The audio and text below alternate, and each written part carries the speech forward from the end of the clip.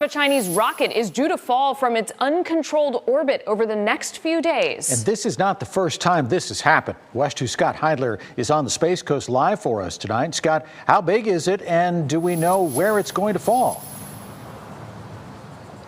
Well, it's a 23-ton Long March 5B rocket that launched on Monday, and it brought up a section to the space station that China is building in low Earth orbit. Now, right now, the prediction, again, this could very well change, is atmosphere this weekend, Saturday.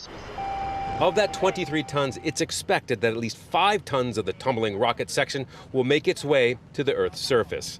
But it needs to be said that there are so many variables. Predicting the exact time and location of re-entry is a moving target.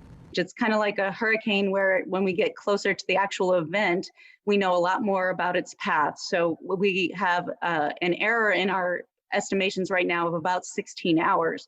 And that's a lot to work with, as the uncontrolled orbit of this rocket part circles the globe every 90 minutes. Most of the track that it's covering is either uninhabited land or water. China's risk margin for space debris re-entering Earth is 10 times that of NASA and other space agencies.